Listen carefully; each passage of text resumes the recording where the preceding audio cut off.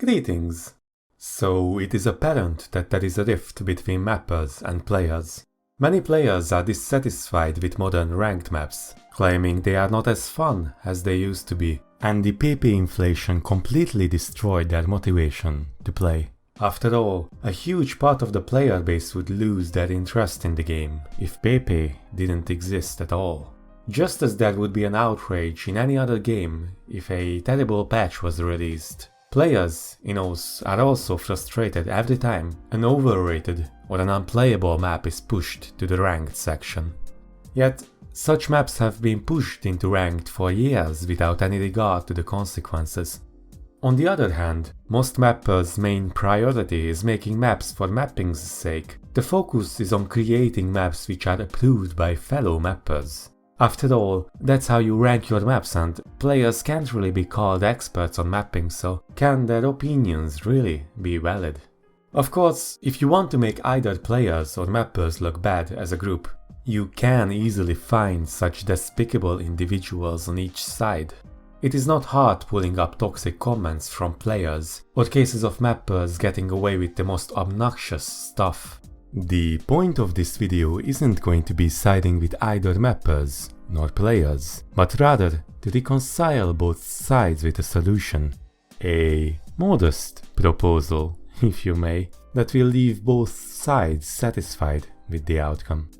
But first, let's talk about an old system. You may have noticed that next to the ranked section there is a category called approved.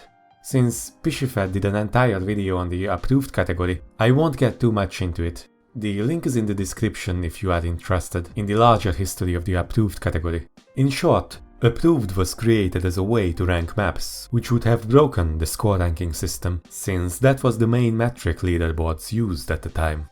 Does this problem sound familiar? Obviously, we cannot use the same method approved used to limit maps which awarded X amount of score, since PP is a different metric.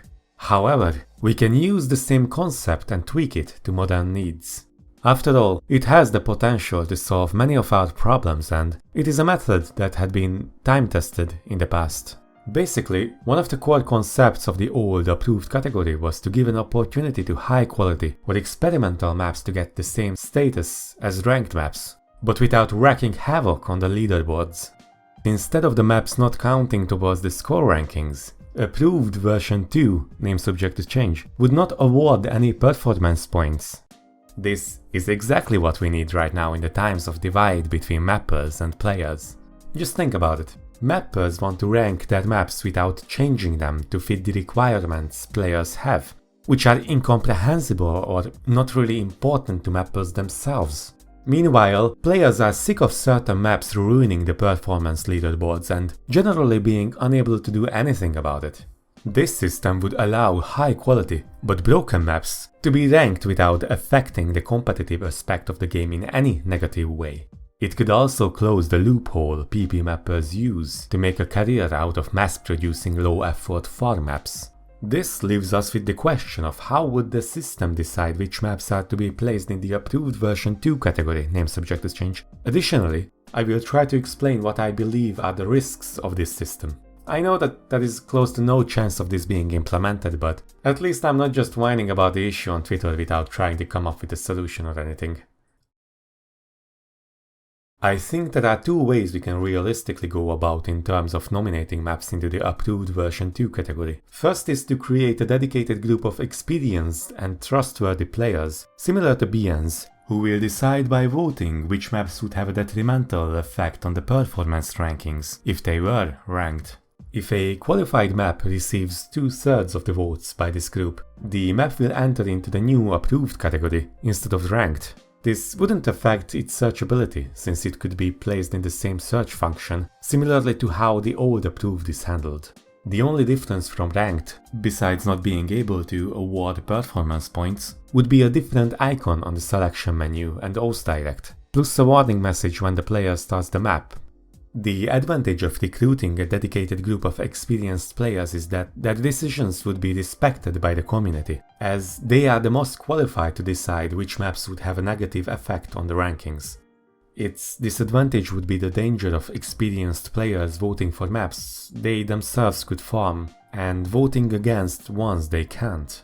This could be mitigated by making the votes transparent, thus every individual player in the group would be accountable for their votes. Similarly to how BNs can be kicked if they neglect their responsibilities, this new approval group could also be treated the same.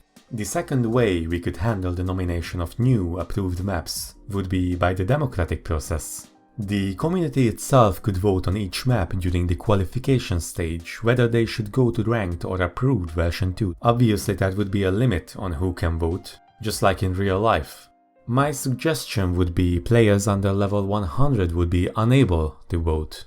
Although the level system may seem arbitrary at first, I believe it's the best choice at the moment, since even if players farmed levels, it will be more likely that by the end of it they were experienced enough to cast an informed vote.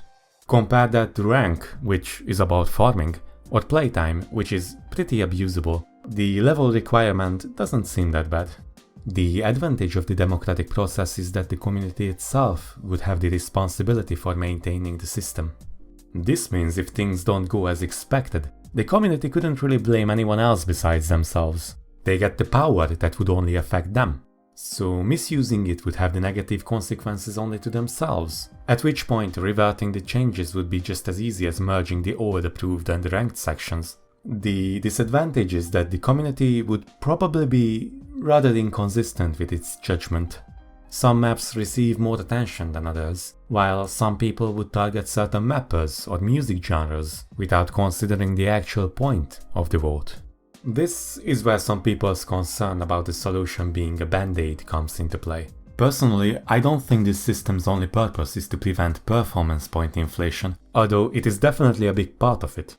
This system would also include the players to participate in the ranking process, without actually giving them power over the content of the maps. So mappers would have power over the mapping related things, while players would have the power over the player related things. It's a win-win situation, especially if you consider that the worst thing that can happen is that some underrated maps would be voted into not giving performance points, which is hardly a problem when they weren't likely to give performance points in the first place. The real advantage of this system is that it wouldn't really do much damage, even in a worst case scenario, and it could be merged with the ranked section anytime, just like the old approved system was.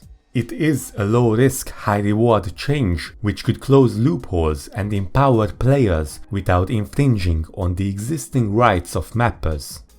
So, what do you guys think? Do you think this is a change that is worth a shot? Or do you think the only solution is creating a perfect PP system? Leave your positive and constructive comments down below.